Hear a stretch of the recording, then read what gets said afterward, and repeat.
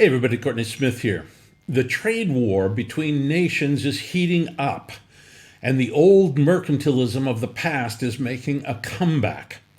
Governments are throwing money at green energy, providing subsidies to companies who promise to produce renewable energy sources of renewable energy. This trade war promises to be far more complex than those in the past, as it involves not just goods and services, but also intellectual property rights and technological advancements. The trade war that we're seeing could have implications for world trade and could disrupt global markets if allowed to escalate without resolution. It's important that we find a way quickly forward before the trade wars spiral out of control. Let's hope our leaders come up with a solution that works for everyone. Oh, sorry. This trade war has been going on for some time now and is accelerating. Today's Financial Times talks about it as the number one headline, and this trade war shows little signs of slowing down. The economic consequences could be dire if trade disputes between nations cannot be resolved quickly and amicably, and I don't believe that they will be. Already, countries are slapping tariffs on each other's goods and services to gain the upper hand in trade negotiations. This trade war is a clear attempt by some governments to protect their domestic market from foreign competition, while others appear to be looking for leverage against perceived unfair trade practices. It's a precarious situation that could have long-term implications for the global trade system. At this point, it's unclear how this trade war will ultimately play out. It may be that trade disputes will lead to more cooperation between nations as we strive for mutually beneficial trade agreements. But I don't think that's what's going to happen over the next 2 years. Or it could end up being an all-out trade war with devastating consequences for many countries involved.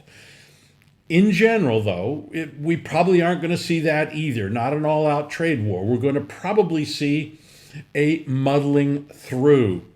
Whatever the outcome is, one thing is certain: trade wars are bad news and must be brought to an end quickly if we're to protect our economies from further devastation. Now, I think as I say, what is going to happen is we're going to see a muddling through where countries retaliate, and then sometimes they'll back off because nobody wants that type of a trade war.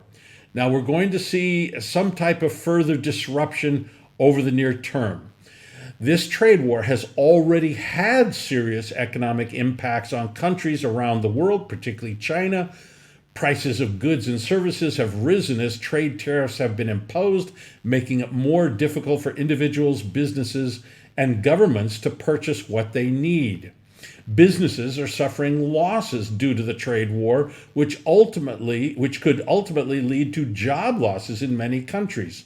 The trade war between the US and China, as well as other countries, is a major factor that will exacerbate and will cause a recession. It affects the global economy in many ways. Trade tariffs raise the cost of imports, reduce competitiveness for businesses, and put pressure on domestic prices. In addition, trade tensions may lead to reduced investment flows into certain markets, such as China, and currencies due to uncertainty over future trade relations. All adds up to increasing chances of a recession, both through direct trade disruption and through further tightening of monetary policy by central banks. The global trade war is certainly something every investor should be aware of when assessing their investments going forward. It's important to remember that recessions don't happen overnight. They are often preceded by longer-term economic trends that can be seen in advance, such as trade wars. As such, it pays to stay informed on the trade war and the potential impacts it could have on global markets. Keeping an eye on a range of economic indicators such as GDP growth or employment figures, as well as fiscal policy decisions, may also help prepare for a possible recession.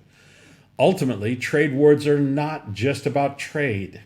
They're about geopolitics and power. Knowing this will help investors better position themselves for whatever comes next in the trade war saga, whether it leads to a recession or not. So, how do we make money on this trade war? Well, it means trying to find companies within a country that will benefit from government subsidies and to find companies in other countries that will lose market share. And remember, we're talking about green energy here. A backdoor way to make money on this green energy trade war is to invest in old energy like oil and nuclear. Now, I'll be writing more in future articles as this trade war develops because it's going to have a major impact over the next 1 to 3 years. We'll talk to you later.